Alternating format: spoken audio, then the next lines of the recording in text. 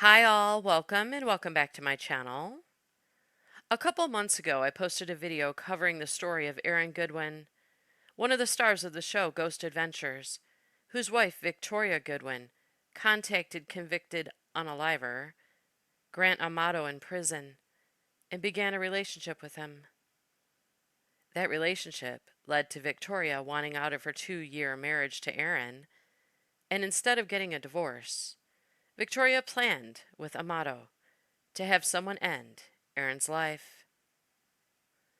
And according to Aaron Goodwin, the entire time his wife was communicating with a prisoner who had taken the lives of his family members and was plotting Aaron's demise, he thought he was happily married. Until he was contacted by police while he was on the set of Ghost Adventures, and they informed him that Victoria had, in fact, put a hit out on his life.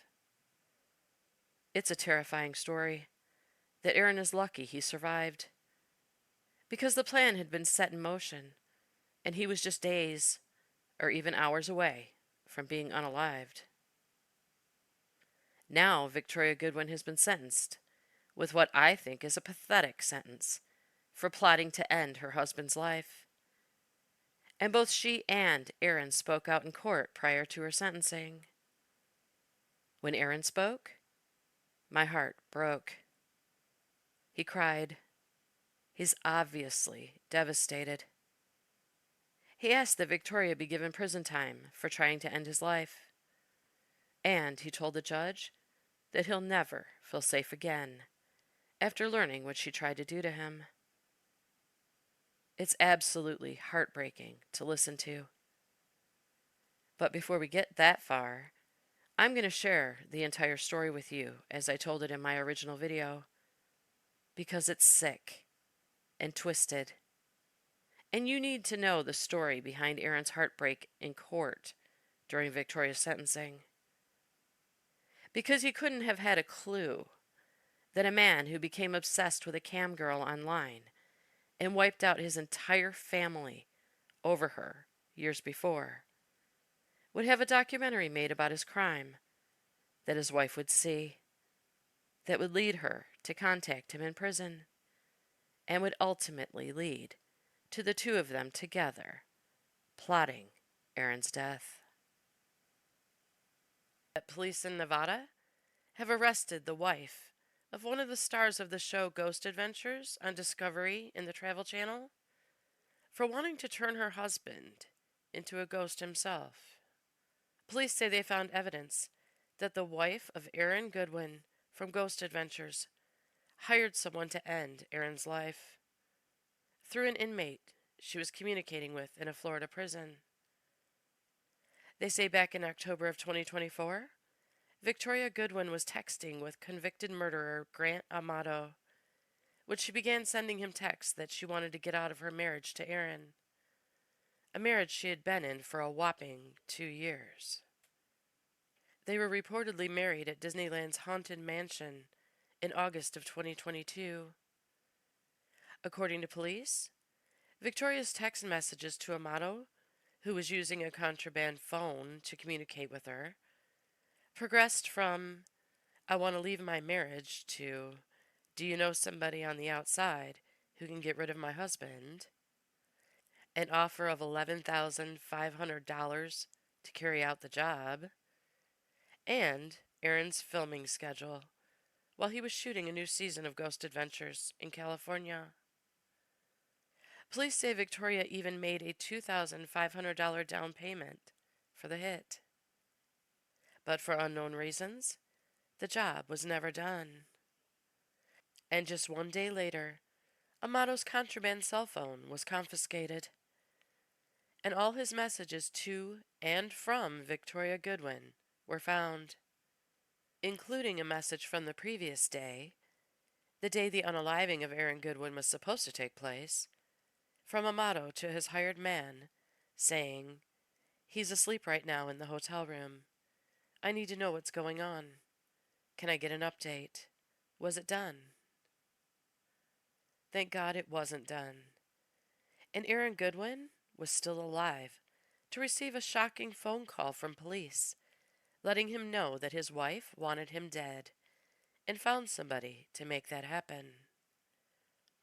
TMZ said after Victoria's arrest that Aaron said he was blindsided by the information and devastated because he thought he was in a happy marriage. How terrifying. Police said when they questioned Victoria, she tried to convince them that she only fantasized about unaliving her husband, and she didn't remember sending those texts to Amato. And that $2,500 payment? Well, she told police she sent that money so he could buy a cell phone. A $2,500 cell phone. And for some strange reason, police didn't believe her. So they arrested her, and she's being held on a $100,000 bond. Tonight, Ghost Adventure star Aaron Goodwin's wife, facing charges after police say she tried paying a hitman to kill him in a murder plot straight out of a TV episode. I might throw up. It's a haunted house. I don't want She's it. definitely afraid of haunted houses. Police records show Victoria Goodwin was arrested and charged last week with solicitation to commit murder and conspiracy to commit murder. According to a police report obtained by TMZ, the charges stem from an investigation that uncovered the murder-for-hire plot. The Las Vegas police did not respond to our request for comment. It hit me, and I was just like, whoa! Police said the self-described paranormal investigator was filming Ghost Adventures for the Travel Channel in California when the hit was meant to go down, TMZ reported.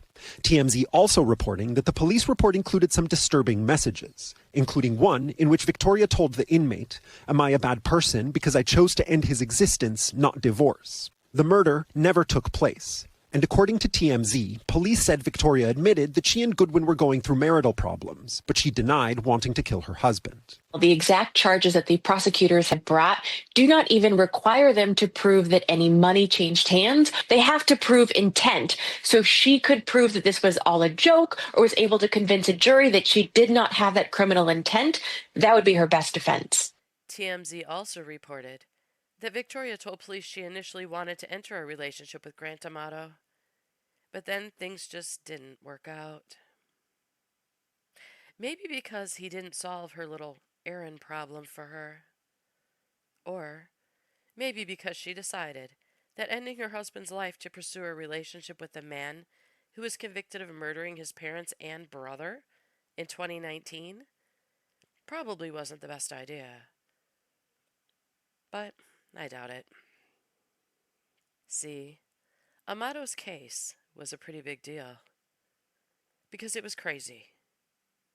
He was a nurse, and he was fired because he was suspected of stealing prescription medications. After he was fired, he said he became depressed and started online gaming for hours on end and searching girly websites. That was when he came across Sylvie, the webcam model.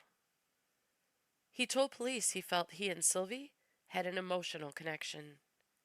So he began sending her money and gifts so she'd keep talking to him. And when Amato ran out of money, he stole money from his family. Altogether, police say he stole more than $200,000 from his family to send to Sylvie. But when his family found out about the money and his obsession with Sylvie, they were concerned more about his welfare than their $200,000. So he went to live with his aunt, who he also began stealing money from.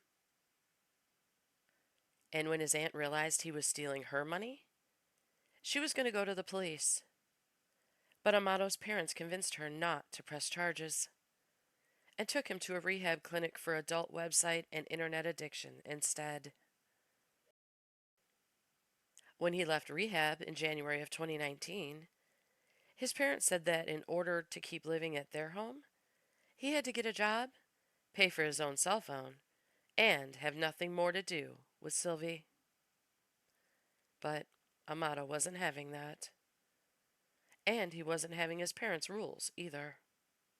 So, in an FU of epic proportions, he just used his mom's cell phone to message Sylvie instead.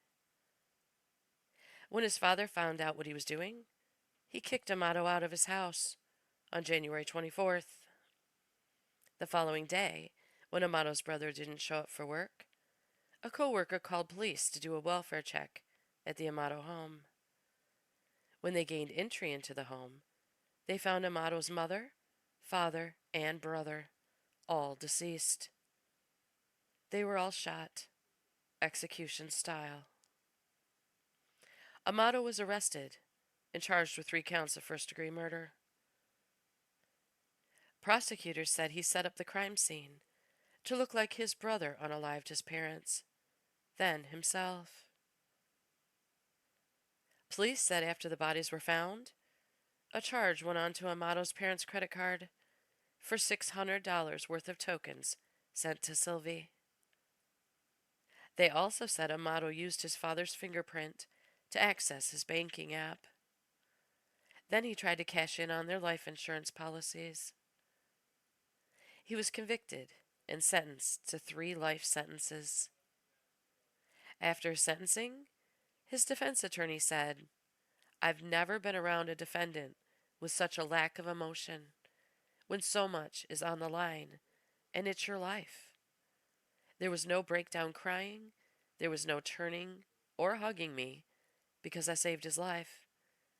It was just standing there, straight-faced, no emotion."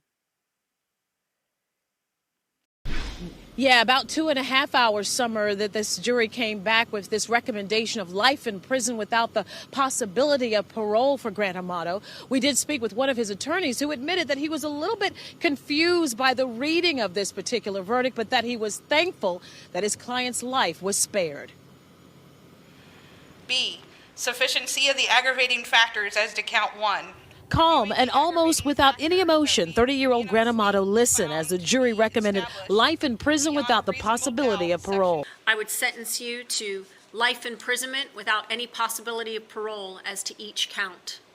It's bittersweet. You know, we fought hard for the guilt phase.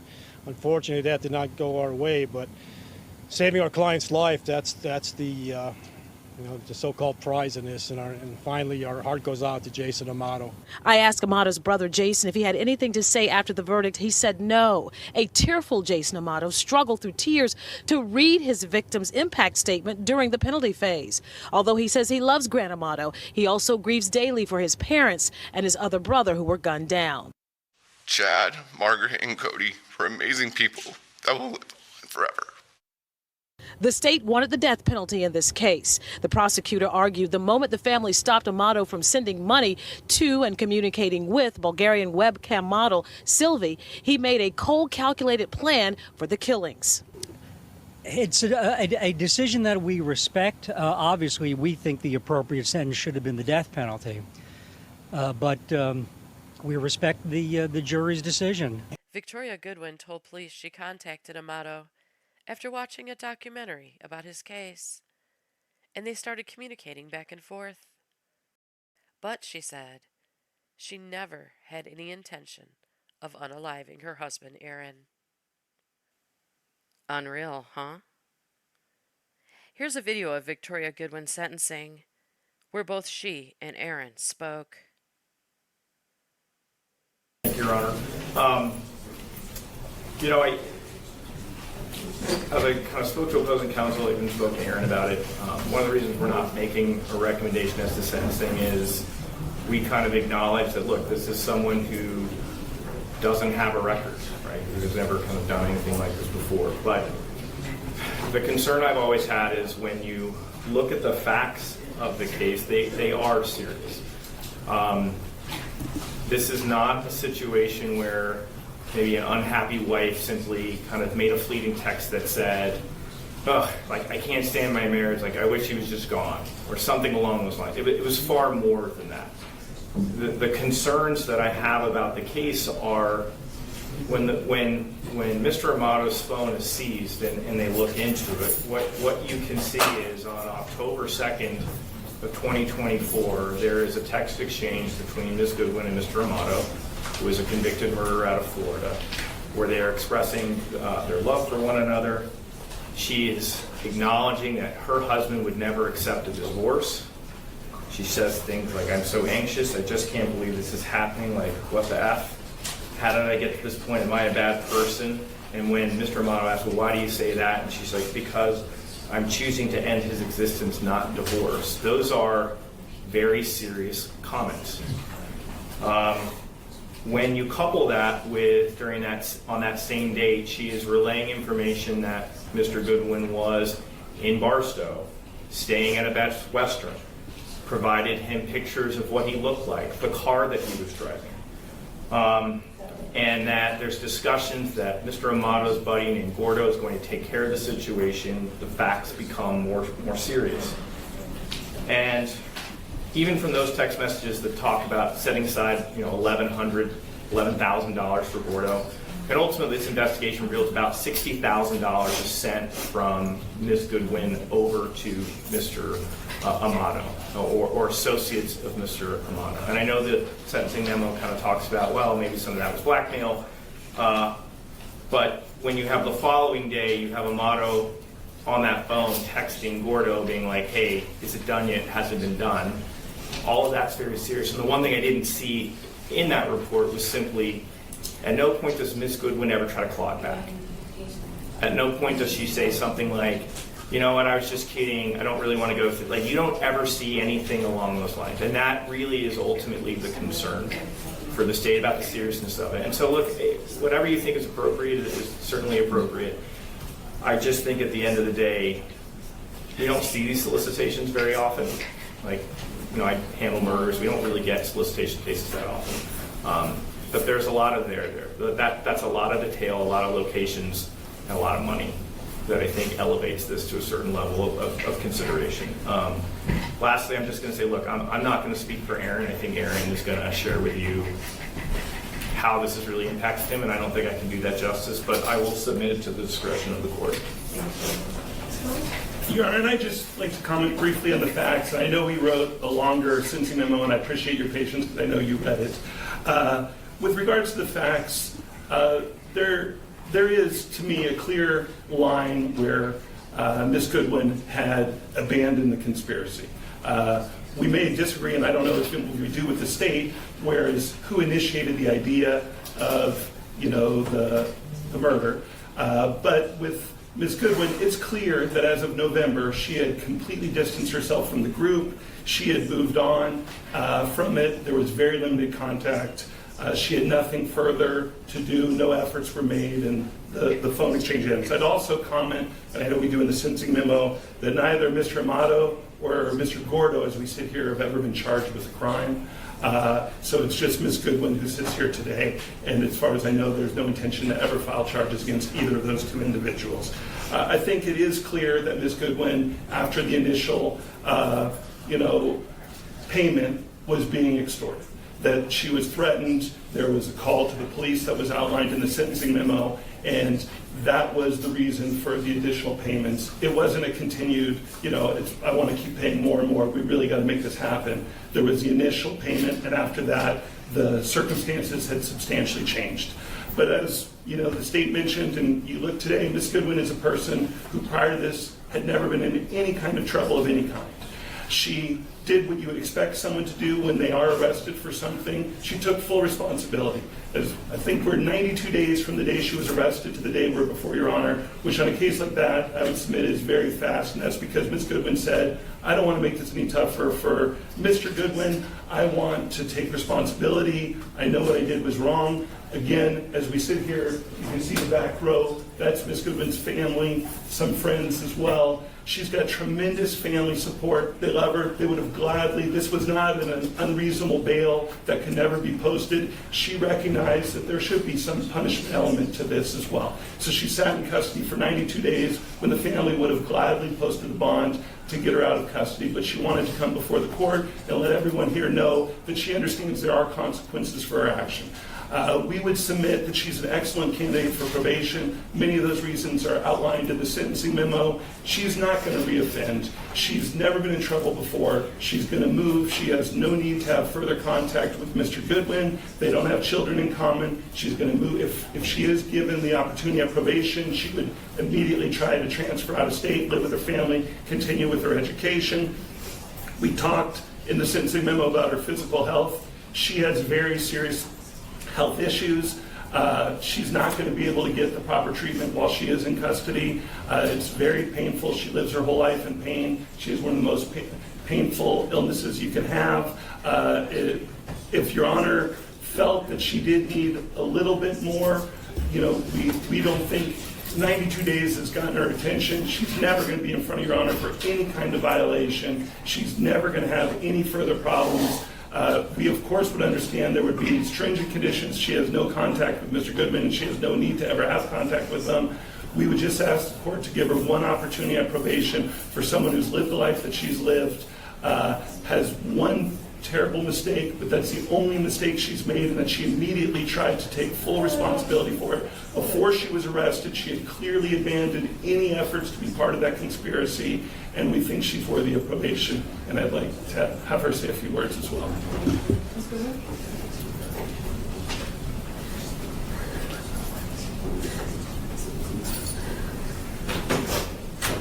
Firstly, and most importantly, I would like to apologize to Aaron. I'm so immensely sorry for the pain and anxiety I've caused you, and the betrayal you undoubtedly and rightfully feel by my actions. I need you to know that I will always hold love for you. I genuinely pray you find your joy and peace again, and I will bow out of your life forever to hopefully ease that process. I'm sorry I broke us, and I am consumed with regret every day. My absolute promise to you is that you will never see or hear from me. I intend to leave the state of Nevada, and you and anyone else will never be in danger of me ever again. Secondly, I'd like to apologize to my parents. My actions are not a reflection of how you raised me, with unwavering love and support, and I know I'm better than this. Next, I'd like to apologize to the court. I recognize and understand my stupidity, the terrible nature of my crime against Aaron, my regrettable choices, and monumental lapse in judgment. This is my rock bottom, and I'll never forgive myself. Prior to my arrest, I was taking steps toward mending my marriage and correcting my mistakes that led me here.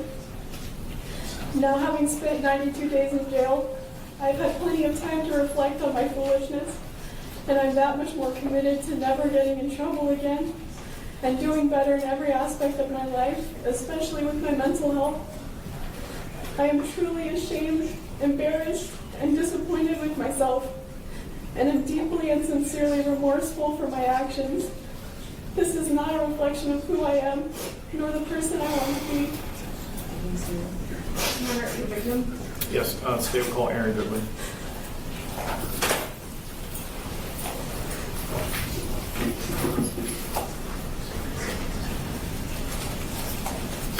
Madam Clerk will swear you in. You do solemnly swear or affirm, under the pains and penalties of perjury, the testimony you're about to give in this action will be the truth, the whole truth, and nothing but the truth, so help you God? Yeah. Can you please state and spell your first and last name for the record? Aaron Goodwin, ARONGODWIN. Thank you, sir. Thank you, Mr. Goodwin.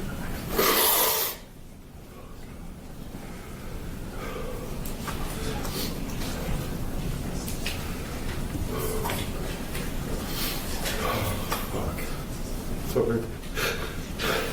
Your Honor, for 7 years I thought I was in the most loving relationship and marriage with my best friend. Someone who I trusted whole heart and laughed with every day. Someone who made me feel like I was like I was her one and only. I was loyal to her and did whatever I could to make her happy. I thought we were something very special, and so did everyone else. After finding out she was cheating on me in September of last year with multiple men, including the man going by the name Vincent, who turned out to be Grant Amato, I gave her the option of divorce where we could try to work it out, because I love her so much.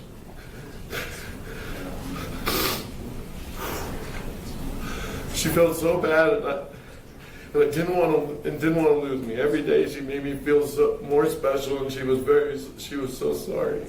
At least that's what she told me. Now discovering she put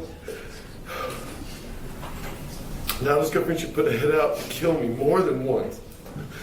Got blackmailed and spent almost all our savings to keep it quiet. And fell more in love with Amato. They even got spiritually married. And now I was called the first husband. They talked until she was arrested. And she sought his help to kill me. Sorry. This has led me to fear my life. I've hired armed security for weeks, not knowing it was over or not. Always looking over my shoulder and having to go through therapy, and even trying to understand any of it. It's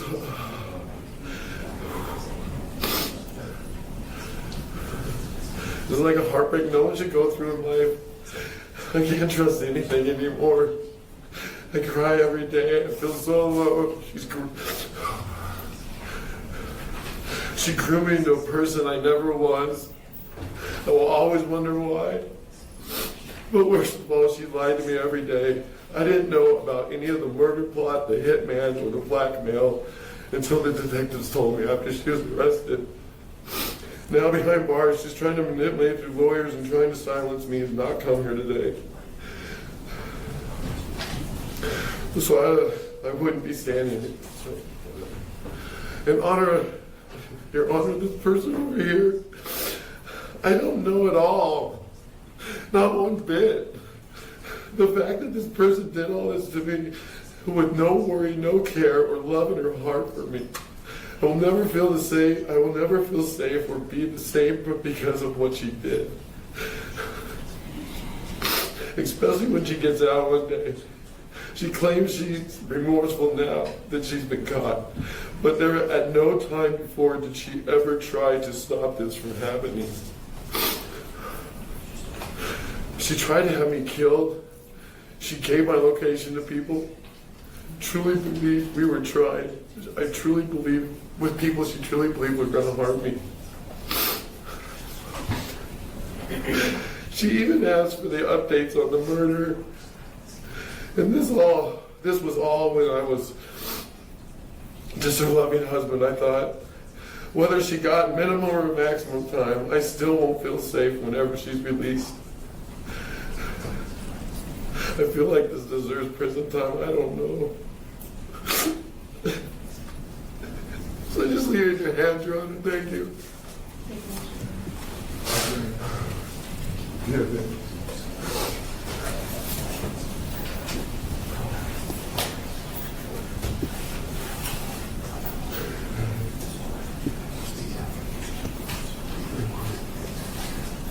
By virtue of your plea of guilty on April 22nd of 2025, in accordance with the laws of the state of Nevada, you hereby judge guilty of the offense conspiracy to commit murder, category Bravo felony. In addition to the $25 administrative assessment fee, $150 DNA testing fee to include testing for genetic markers, and $3 administrative assessment fee, the court does now sentence you to a minimum term of 36 months and a maximum term of 90 months in the Nevada Department of Corrections. What is the correct term, sir? 92 days, Your Honor. 92 days correct term, sir. Thank you. And all remaining counsel. Have a great day. Is anyone else ready? My heart breaks for Aaron, and I don't blame him for not feeling safe anymore. How could he? He and Victoria were only married for 2 years.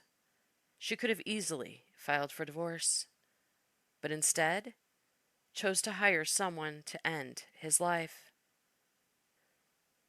That's not about not wanting to be married anymore. That's pure evil. I'll be praying for him, for his safety, and for his protection. And I hope he somehow finds a way to feel safe again, so he can move on. But I'm sure it won't be easy. Thank you so very much for listening to this terrifying story. I appreciate it. Stay safe out there, and I'll see you on my next video.